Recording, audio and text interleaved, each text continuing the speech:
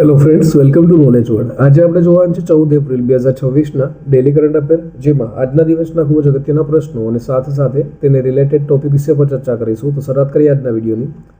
પ્રથમ પ્રશ્ન છે, તાજેતરમાં રાષ્ટ્રીય શિક્ષણ નીતિ એટલે કે એનઈપી નેશનલ એજ્યુકેશન પોલિસી 2020 હેઠળ એનસીઈઆરટી દ્વારા પ્રકાશિત કરાયેલા ધોરણ 9 માટે નવા હિન્દી પુસ્તકનું નામ શું છે? તો હાલમાં જે એનસીઈઆરટીએ જે પુસ્તક નવું બહાર પાડ્યું છે ધોરણ 9 માટે હિન્દી વિષયનું, તેનું નામ રાખવામાં આવ્યું છે ગંગા માટે. ઓપ્શન નંબર એ આવશે તેનો જવાબ.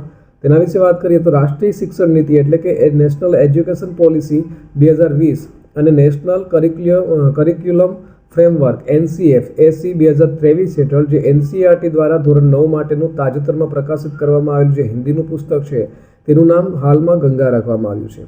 અને શૈક્ષણિક વર્ષ 2026-27 એટલે કે આગામી વર્ષથી આ જે નવું પાઠ્ય પુસ્તક છે તે અમલમાં આવશે અને જે અગાઉના ક્ષિતિજ અને કૃતિકા નામ જેવા પુસ્તકો હતા નામના પુસ્તકો તેનું સ્થાન લેશે. ત્યાર પછી જોઈએ તો તાજેતરમાં સિયાચીન દિવસ ક્યારે ઉજવવામાં આવ્યો? તો દર વર્ષે સિયાચીન દિવસ છે તે 13 એપ્રિલના રોજ ઉજવવામાં આવે છે માટે ઓપ્શન નંબર ડી.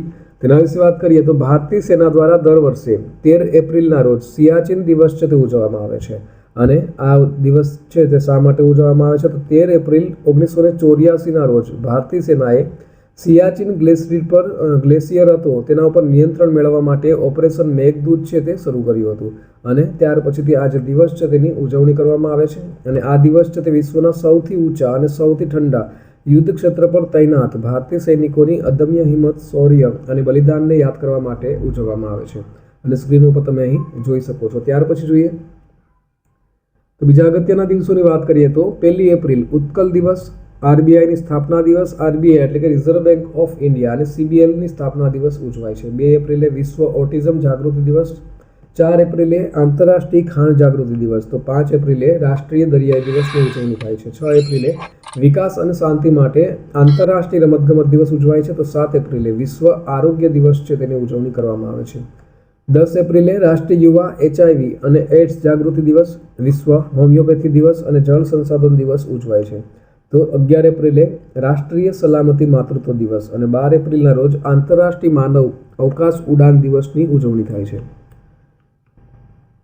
તાજેતરમાં સમાચારમાં આવેલી હાવસોંગ 11GA કયા દેશ દ્વારા વિકસાવવામાં આવેલી ટૂંકા અંતરની બેલિસ્ટિક મિસાઇલ છે? તો હાલમાં જ આજે હાવસોંગ છે 11GA તે કોના દ્વારા વિકસાવવામાં આવી છે? તો ઉત્તર કોરિયા દ્વારા. અને ટૂંકા અંતરની બેલિસ્ટિક મિસાઇલ છે.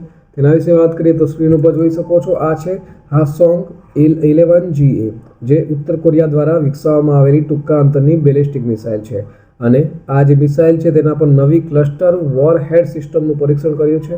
આ જે સિસ્ટમ છે તે એક જ મિસાઇલ દ્વારા વિસ્તારમાં અનેક નાના બોમ્બ એટલે કે સબમ્યુનિશન્સ છે તેને ફેલાવી અને મોટા પાયે નુકસાન છે તે પહોંચાડી શકે છે. અને પશ્ચિમી દેશોમાં આ જે મિસાઇલ છે તેને KN-23 તરીકે પણ ઓળખાય છે. અને તે રશિયન ઇસ્કેન્ડર મિસાઇલ છે તેના જેવી લાક્ષણિકતાઓ છે તે પણ ધરાવે છે. ત્યાર પછી જોઈએ તો તાજેતરમાં ચીનના નિગોમમાં યોજાયેલી બેડમિન્ટન એશિયા ચેમ્પિયનશિપમાં ભારતના જે આયુષ શેટ્ટી છે તેઓએ કયો મેડલ જીત્યો છે? તો હાલમાં જ તેઓના દ્વારા સિલ્વર મેડલ જીતવામાં આવ્યો છે માટે ઓપ્શન નંબર બી આવશે. તેના વિશે વાત કરવામાં આવે તો સ્ક્રીન ઉપર જોઈ શકો છો. આ છે આયુષ શેટ્ટી અને તેઓના દ્વારા જે ચીનના નિકમ્બો છે તેના એપ્રિલ 2026માં બેડમિન્ટન એશિયા ચેમ્પિયનશિપ યોજાઈ હતી તેમાં તેઓએ સિલ્વર મેડલ જીત્યો છે. અને છેલ્લા 61 વર્ષમાં બેડમિન્ટન એશિયા ચેમ્પિયનશિપની પુરુષ સિંગલ્સની ફાઇનલમાં પહોંચનાર આયુષ છે તે પ્રથમ ભારતીય ખેલાડી બની ગયો છે. અને આ જે પહેલાં છે 1965માં દિનેશ ખન્ના છે તેઓએ પુરુષ સિંગલ્સમાં ગોલ્ડ મેડલ છે તે જીત્યો હતો. અને 1965 પછી એટલે કે 61 વર્ષ પછી આ જે સિદ્ધિ છે તે મેળવી છે. ત્યાર પછી જોઈએ તાજેતરમાં 9મી હિન્દ મહાસાગર પરિષદ નીચેનામાંથી કયા દેશમાં યોજાઈ હતી? તો હાલમાં જ તે મોરેશિયસ ખાતે યોજાઈ હતી માટે ઓપ્શન નંબર ડી. તેના વિશે વાત કરીએ તો 9th ઇન્ડિયન ઓશન કોન્ફરન્સ 2026 તો 9મી હિન્દ મહાસાગર પરિષદ છે તે હાલમાં જ પોર્ટ લુઇસ મોરેશિયસ ખાતે યોજાઈ હતી. અને 10 થી લઈ અને 12 એપ્રિલ ત્રિદિવસીય પરિષદ હતી. તેનો મુખ્ય વિષય હતો હિન્દ મહાસાગર શાસન માટે સામૂહિક સંચાલન અને collective stewardship for Indian Ocean governance. આ જે પરિષદ છે તેનું આયોજન ઇન્ડિયા ફાઉન્ડેશન દ્વારા ભારત સરકારના વિદેશ મંત્રાલય અને મોરેશિયસ સરકારના સહયોગથી કરવામાં આવ્યું હતું. ત્યાર પછી જોઈએ તો તાજેતરમાં પ્રખ્યાત ગાયિકા આશા ભોસલે જેમને કયા પુરસ્કારથી સન્માનિત કરવામાં આવ્યા હતા અને તેમનું અવસાન થયું છે? તો હાલમાં જ આશા ભોસલે છે તેનું અવસાન થયું છે અને તેઓને પદ્મ વિભૂષણથી સન્માનિત કરવામાં આવ્યા હતા. માટે ઓપ્શન નંબર સી આવશે. તેના વિશે વાત કરીએ તો સ્ક્રીન ઉપર જોઈ શકો છો, આ છે આશા ભોસલે અને તેઓ સુપ્રસિદ્ધ ગાયિકા છે અને લતા મંગેશકર છે તેઓની નાના બહેન છે અને તેઓનું 92 વર્ષની વયે મુંબઈની બ્રિચ કેન્ડી હોસ્પિટલમાં અવસાન થયું છે અને તેનું અવસાન છે તે હાર્ટ એટેક અને મલ્ટી ઓર્ગન ફેલ્યોરને કારણે થયું છે.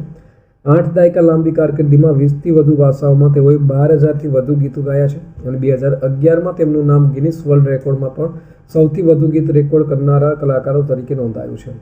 મહારાષ્ટ્ર ભૂષણ છે 2021માં મળ્યું. 2008માં પદ્મ વિભૂષણ છે તે પુરસ્કાર પ્રાપ્ત થયો હતો.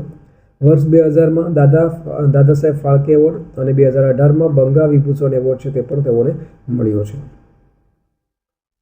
રગ્બી પ્રીમિયર લીગની બીજી આવૃત્તિ કયા શહેરમાં યોજાશે? તો તેની બીજી આવૃત્તિ છે તે હાલમાં જ ભુવનેશ્વર ખાતે યોજાશે. માટે ઓપ્શન નંબર ડી આવશે. તેના વિશે વાત કરીએ તો રગ્બી પ્રીમિયર લીગ એટલે કે આરપીએલની બીજી આવૃત્તિ ભુવનેશ્વર ઓડિશા રાજ્યમાં યોજાશે અને આ જે છે તે કલિંગા સ્ટેડિયમ ખાતે યોજાશે, જેમાં 6 શહેર આધારિત ટીમો ભાગ લેવાની છે અને આ જે ટુર્નામેન્ટ છે તેનું આયોજન રગ્બી ઇન્ડિયા અને GMR સ્પોર્ટના સંયુક્ત પ્રયાસો દ્વારા કરવામાં આવશે અને આ લીગની શરૂઆત એટલે કે પ્રથમ આવૃત્તિ છે તે વર્ષ 2025માં મુંબઈમાં કરવામાં આવી હતી અને આ છે તેની બીજી આવૃત્તિ છે.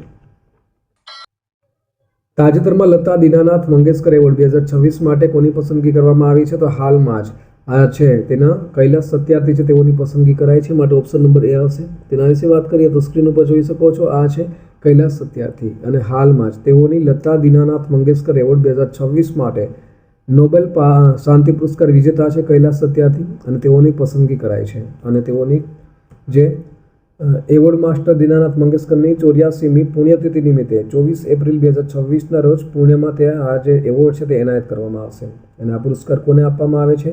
તો જેમણે રાષ્ટ્ર અને તેના લોકો અને સમાજ માટે અનુકરણીય યોગદાન આપ્યું હોય તેઓને આ એવોર્ડ આપવામાં આવે છે.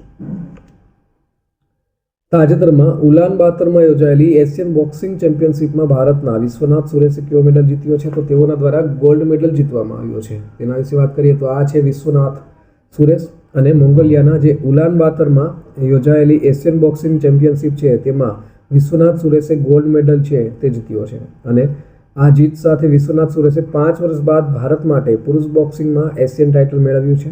આ ચેમ્પિયનશિપમાં ભારતીય ટુકડીએ કુલ 16 મેડલ જીત્યા છે, જેમાં 5 ગોલ્ડ, 2 સિલ્વર અને 9 બ્રોન્ઝ મેડલનો સમાવેશ થાય છે.